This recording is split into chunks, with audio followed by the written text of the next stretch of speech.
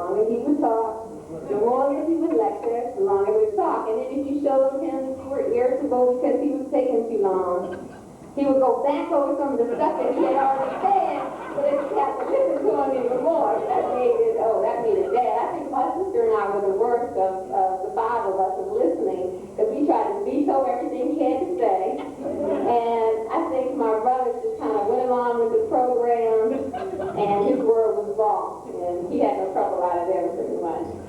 But all in all, I just want to say that I feel very blessed to be in this family, and my dad is a great role model for us, and we've never had to want for anything. If we were broke, we didn't know it. There was always food on the table, there was always a warm house, there was always clothes on our backs, and I really appreciate that, and I love you, Dad. With that in mind, I have this little reward for you. He was.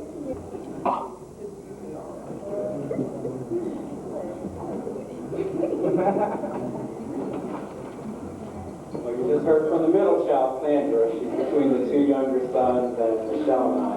Michelle's coming up next. She's the oldest daughter. She's next to me.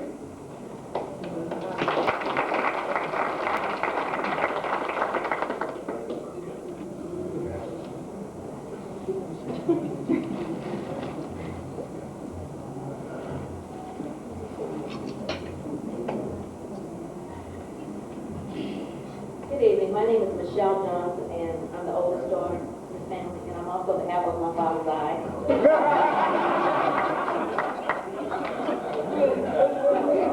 When I was trying to think of what I would say about my father, I couldn't really think of anything, because to me, my father's ways are normal.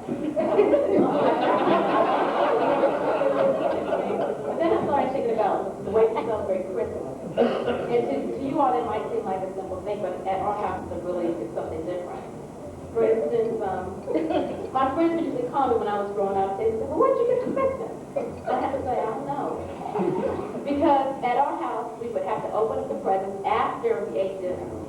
And if you're young, waiting for that, it takes a really long time. Can you imagine having to eat dinner first and then open up the presents? But when we finally got to open up the presents, we had to do something else that was really special. We had to do it from the youngest to the oldest. And when my father finally got to open up his presents, he would usually get stuff like shirts and suits and ties and things like that. And I remember I used to like to really dress up for it. I would give him these really sharp suspenders and argyle sweaters. But after Christmas, I would never do those presents. And then when I got older, I started thinking, well, maybe I should get something here really wear. So I started getting sweatsuits. And for those of you who know my dad, sweatsuits and t-shirts and a baseball cap are what he really likes to wear. And so, keeping with the sense of fashion style, what I decided to get him was another t-shirt, and this said, I'm tired, this is as dressed up as I get.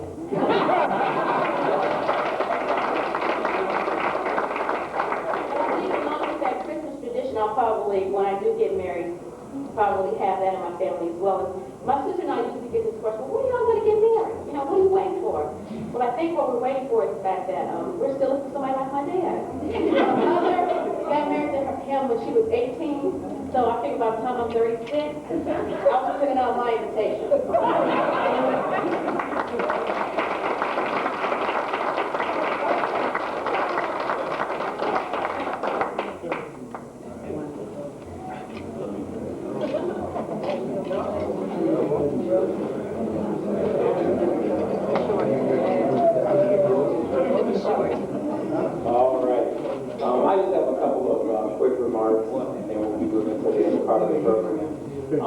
What I want to do is kind of paint the composite sketch of what my father has meant to us and to myself in terms of leadership and the kind of example he set. He is and kind of visualizing your man in your mind these characteristics. He is him to me. And as I come home,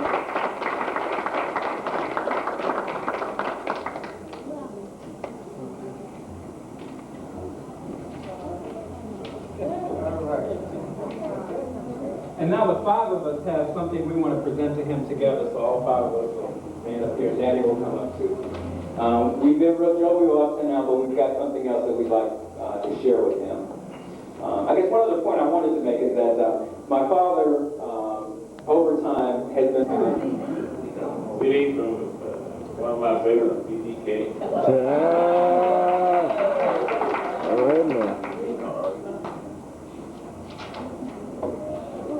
CD, Bobby Blue. Another BBK.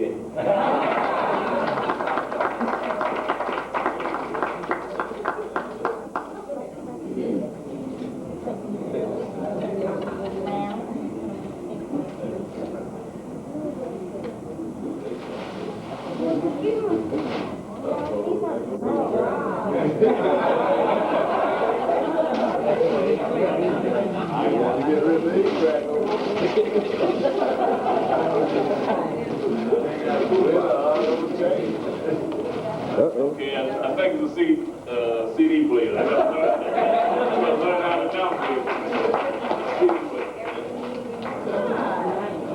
How do you, well, no, we don't.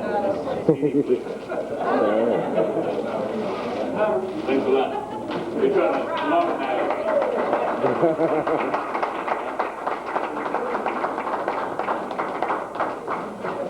Well, we've concluded all the folks that were formerly on the program, but if there's anyone else who has some remarks they want to share, feel free to come forward now. I've got one from my father's sister, Dorothy Sykes, who's here.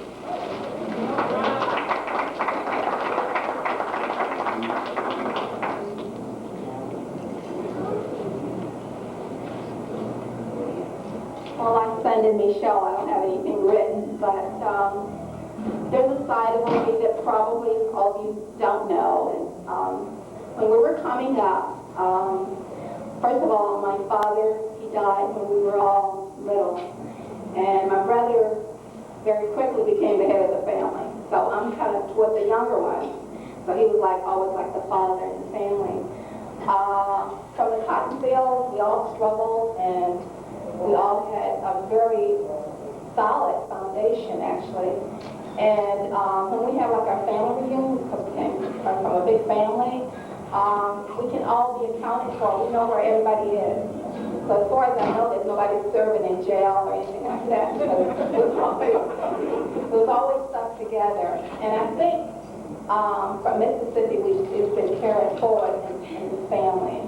And in the time that we're in now, that's something that's very treasured. So we treasure our families. Let's see what else I can think about. Oh, I remember when he was courting Dorothy. He was coming, I remember, like, there are like patches of what I can remember. And I can remember that he was coming from, was it Edabina College, whatever. And he would be sick to see Dorothy. And I said, Dorothy didn't know that. So I was teasing because my name is Dorothy Still. So I said, well, here is Dorothy. And he would put his, pat me on my head. He said, you don't understand. And one thing that the other person did not mention was that we were poor, but we were proud. And my mother would wash out our clothes at night, and the next morning, we would wear it in school or whatever. And I remember this was a black suit, a blue suit that you wore every day to school. And people thought we were rich. And so let's see, what else can I think about? Oh, very simple instructions that we got from my mother. Because my father died, like I said, when we were small. Don't let your hands stick to anything that's not yours. And I find myself telling my own son that before he leaves the house, don't let your hands stick to anything that's not yours. And work hard for what you get. And don't forget where you came from. And don't compare yourself with anybody else. Compare yourself with yourself. And do the best that you can. And so over the years, he's been supportive of me and my son. And he's been a role model in our family. Like I said, we have a large family. And I think the rest of the family looks at him as a role model, and everybody else try to measure up to that. So I love you, O.B. And by the way, our grandfather's name was B.O.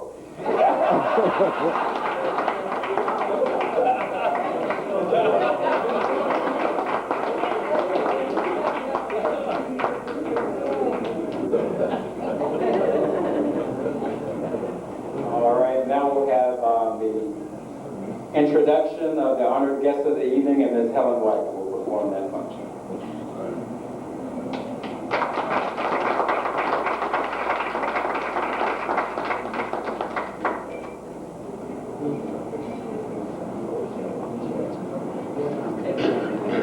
Good evening.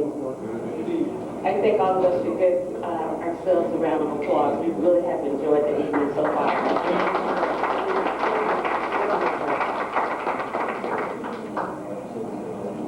I too think that I'm placed wrong on this program. To piggyback on something that Mr. Pearson said, I got a call from Vincent about a couple of weeks ago, and he said, Helen, I want you to introduce my father. And I said, oh, Vincent. I said, you have a script? And he said, yes. I said, maybe you have to get a backup. And he said, oh, no. No backup. Once you make the commitment, then that's what you have to do, much like his father. And Tony, you are going to be like O.B. I mean, you have the mannerisms or something else. You're long-winded, too. But I enjoy O.B. stories. They're very interesting. I met the Johnson family through Dorothy. Dorothy and I used to work together at the Department of Labor. And Dorothy, those of you who know her, she has a very meek spirit, and she's very sweet, and she's very nice. I'm sort of assertive. And when I see people being very sweet and very nice, I mean, I'm nice too, and I'm very diplomatic, but sometimes people have a tendency to take advantage of those who are like that. So I'm like her, I was like her coach anyway. You know, I would not take up for her, but I would be with her because I know how people can be. They can be mean, like kids can be mean to one another. Nobody that I know of was mean, but Harvey Cook in point. Dorothy knows what I'm talking about. But the Johnson family is very special to me. I've become to know them very well. They're like my children. I mean, I have two children that are the same age as a couple of their children. And in fact, I have adopted Michelle as my daughter. We do a lot of things together for her father. So I stand here and I say it's an honor to know a family that is so complete. I know everything may not be perfect all the time, but the Johnson family is a role model, the family as a whole. I was just sharing with Ms. Roloff, the two of us were talking, that sometimes when you come to a celebration such as this, you get bored. You know, it's speaker after speaker, and it seems like it's repetitious. Everybody's saying the same thing, but everybody has something different to say. And I think that is really wonderful. So I'd like to give everybody another hand. So it's okay. My task here today this evening is to read the bio of O.B. Johnson. Mr. Kingslove has already summarized it, all the action verbs. He has summarized it, but you can read silently while I read it aloud. O.B. Johnson was born in Enid, Mississippi on March 4th, 1935, and is celebrating his retirement after working full-time for more than 40 years. O.B.'s first career experience was in the U.S. Air Force, working in the Office of Special Investigations. While in the OSI, he was assigned to several overseas locations, including Morocco, Japan, Okinawa, Korea, and Taiwan. He retired from the military on August 31, 1974. After a brief stint in selling insurance, he joined the DC Department of Employment Services on January 7, 1975, where he was employed until January 31st, 1995. While at the DC Department of Employment Services, he worked at the 500 C Street, Good Hope Road, and South Capitol Street offices. His area of expertise was the successful job development and placement of military veterans. In addition to his employment, OB invested considerable time in improving the community as a member of Henley Elementary, Hart Junior High, Balloon Senior High School, PTA. He has also served as an ANC, which means Advisory Neighborhood Commissioner, chairperson for Ward 8 for 14 years. OB was one of the founding members of the Social 20 Incorporated and served as club president several times between 1969 and 1989. OB has also been a devoted member of the Paramount Baptist Church since 1976, where he has served as chairman of the Men's Club. OB married Dorothy Lee Orton of Webb, Mississippi. They have 5 children and 3 grandchildren. OB and Dorothy have made education of their children a priority. All 5 of their children will have at least a college degree as of May 14, 1995. OB himself graduated from the University of DC in 1985 with a Bachelor's of Science degree in Business Management. Let's receive our honoree, Ms. Lola Johnson.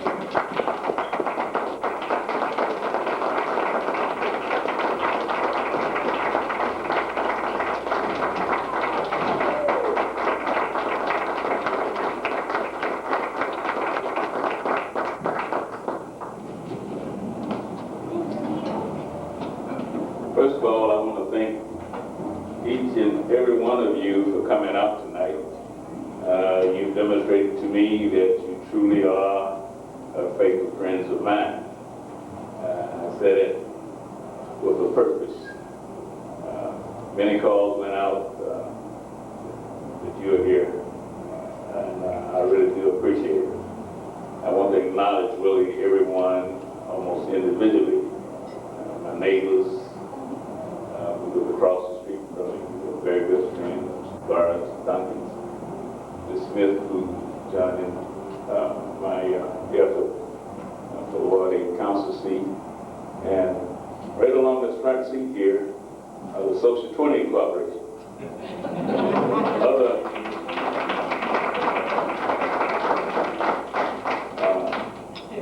Mr. Duke Ellington, John Ellington, we call him Duke, his wife, Mary, Garland Allen. I won't say the other thing that I should say. Mr. Bell, Mr. Paul Bear, and one of the persons that I probably know longer than the rest of you, my families and in-laws, is Mr. McBain, whom I met in Omaha, Nebraska. Mr. Roundtree and Mr. McBain, we also share commonality. We are members of the Combined Military Retirees Association. Mr. David and Joan, they're good friends. They also had youngsters in school at the time, Gene Kello, Dr. Howard, and some of the rest of us who live in Southeast, who children attend Lou and Park and other elementary schools in that neighborhood.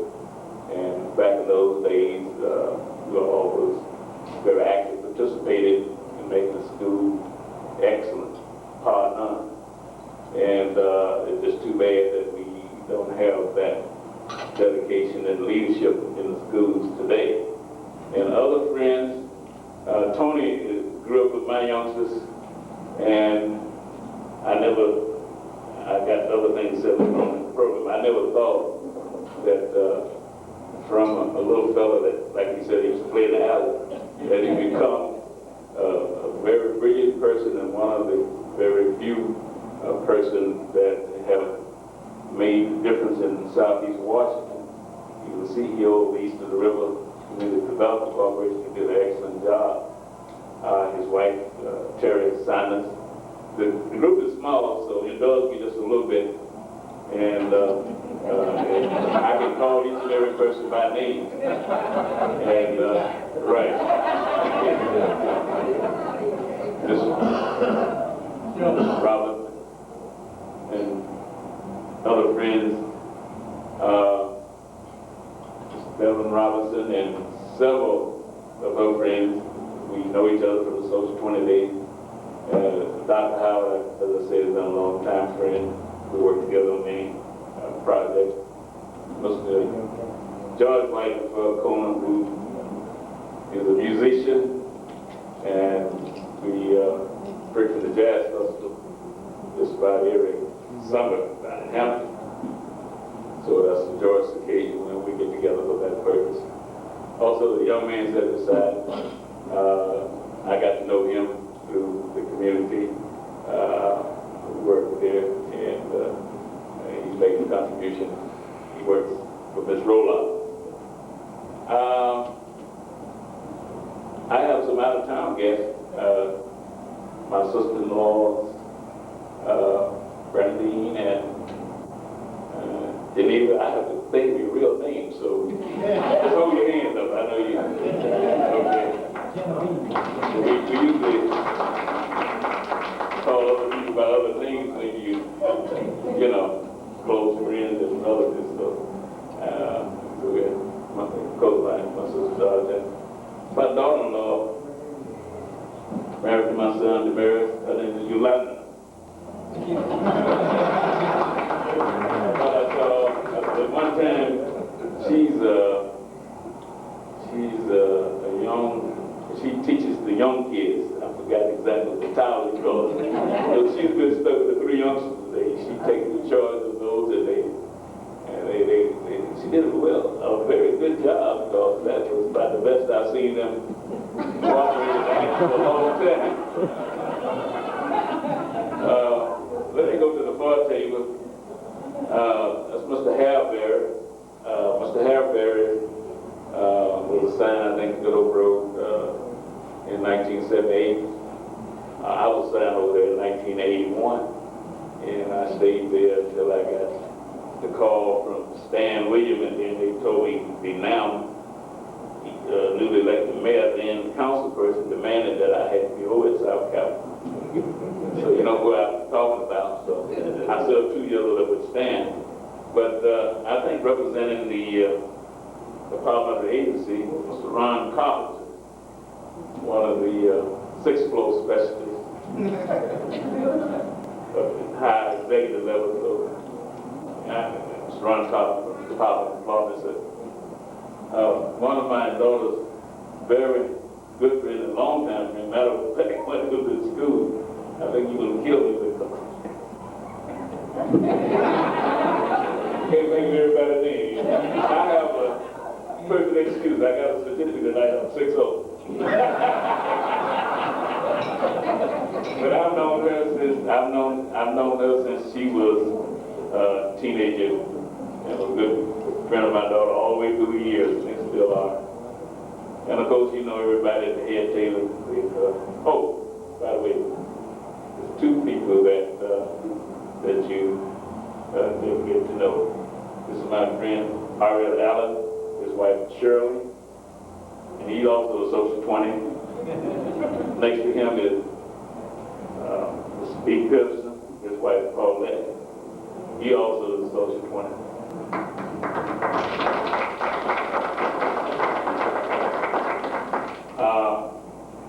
I'm going to fool y'all tonight. I'm not going to be too long.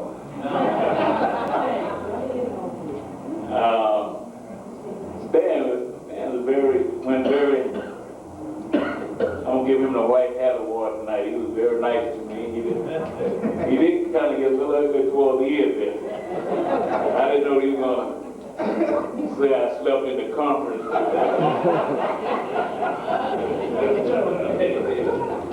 But, you know, there's one thing about that. I had an economics teacher. I used to work down in the Department of Pharmacy at 500 C Street. And I had a 5:30 class. I used to get there about 5:40 every time. And 5:50, I'd be dead asleep 20 minutes before class was adjourned. He would would try to surprise me, and I tell him everything he said. And believe me, I can prove it to you right now. I received a B plus in that class. So I'm not just gonna let you know. All eyes, every closed eyes, not sleep or something like that. Oh, wait, shut up, not sleep, I think, right? So, I could also say the same thing for Stan. And I think a couple of times he tried to trip me up, and I was able to tell him what was happening. Indeed, Ms. Roloff, it was a pleasure that you would come out and attend this. I feel very honored to for your presence. I've had Ms. Roloff and I and late husband Dr. Kevin Roloff, long time associates, and we work for the welfare of Ward 8, in particular, in the city in general, and many things. And I wish her much success in taking on the role that Dr. Roloff has left you. And thank you for coming out tonight.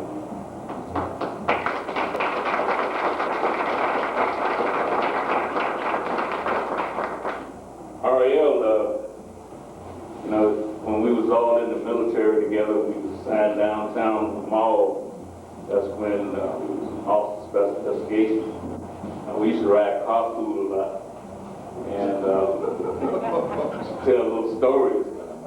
I didn't know they'd come back 15, 20 years and be retold. So I think several others that are here tonight that was in that carpool could probably tell also, but enough is enough for that. Pete, that was a very special song, and I took the deep meaning of the words, and very meaningful to them. And plus the fact you have the gift, God-given gift and talent to sing so beautifully. I really appreciate it.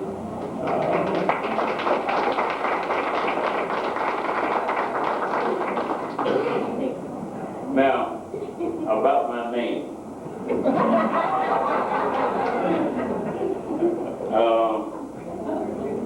Eugene Kilo, and he said it was a challenge. I guess, now that I think indirectly perhaps it was a challenge to fight off people who tried to rename me over the past 60 years.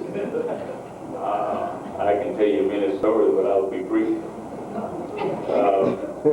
My grandfather named Vio, and his oldest son, my father, which my mother was pregnant with me, his youngest brother, wife, was also pregnant with a child, and they will give him the honor to name, if it was boys, those two sons, if it was to be boys. He said the first one would be named after me, Vio,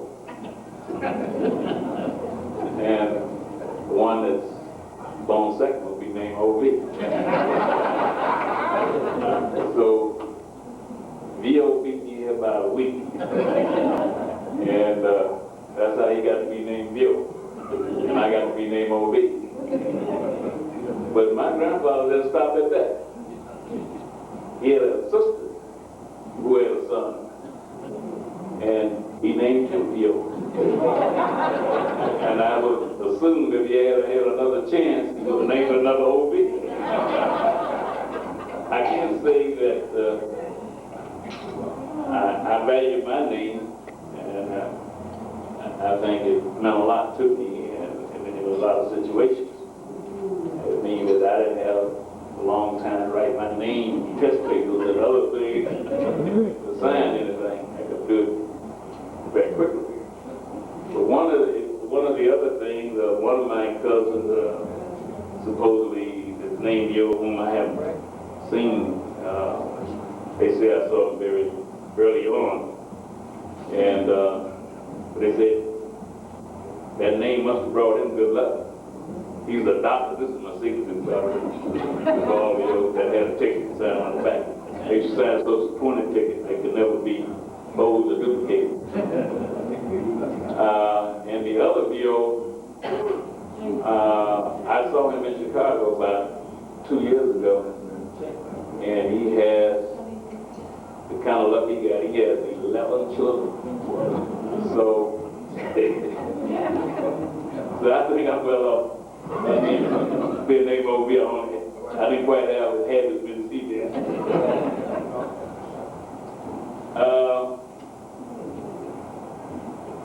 Dr. Howard, as you said, presented a very stiff side that I probably represent. Dr. Howard, Tony, and myself, I think we had to test the character and principles during some very trying time. And over the whole, I think that has proven the three of us correct in the things that we've done over the course of time. And I value them for valuing some of the things that I thought would prove out in the long run in the slow walk that still stand tall and strong the way we predicted. So I value that, and that'll be a long lasting. And I want to thank her for letting out her class earlier tonight at UDC to be with me tonight.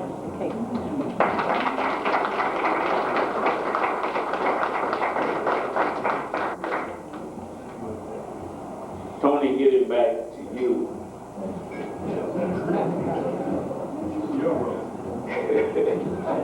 This is supposed to be my road, so I'm going to let up on you. I'm not going to. We have probably been from 1 degree to 306 degrees on many things. And I think Tony at times thought that I was tough on him.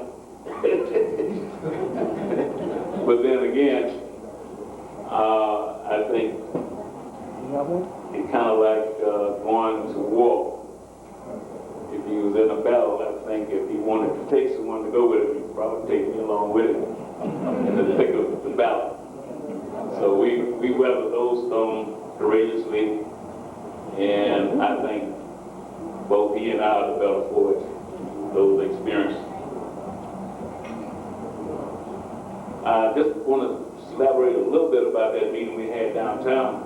What he did tell you that for a moment, and we won't tell you the other part of it, but for a moment we put $300,000 on the table with 17 banks representatives in a board meeting. Had a table, but like you said, up together that rack back there. And so we sold them pretty good bill of good that day.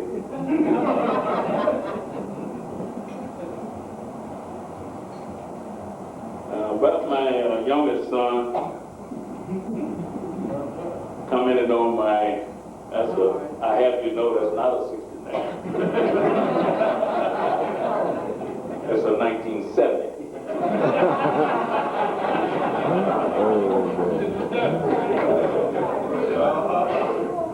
And that car still has a good engine in it.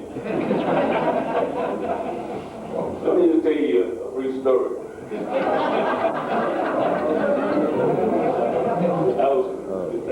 Most of you are familiar with Bill going up Duluth, at least up towards Duluth. Little fella pulled up with me in one of those little old sporty cars. He acted like he was in such a hurry, I didn't know which lane he wanted, mine or his. Got ready to go my bumper. So I looked over at it, and I put the foot on that old green monster. Guess what I did to him? I let him halfway down the hill. When I got up to Martin Luther King, he stopped. We had a little conversation. I said, you want to go back and try it again? Just in case you didn't think we had a fair check. That car still has a good engine in it. And it's a 1970. It's not a 1969.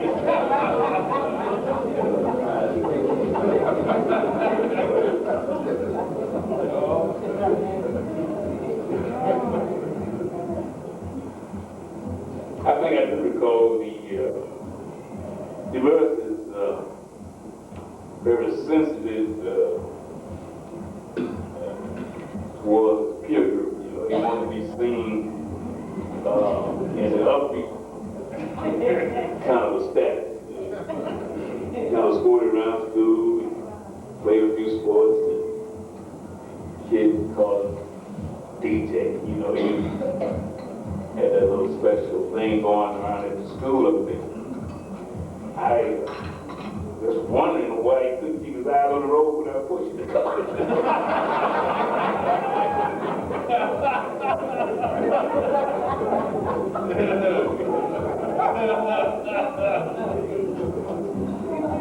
He was counting all the sidewalks. He was standing on the corner.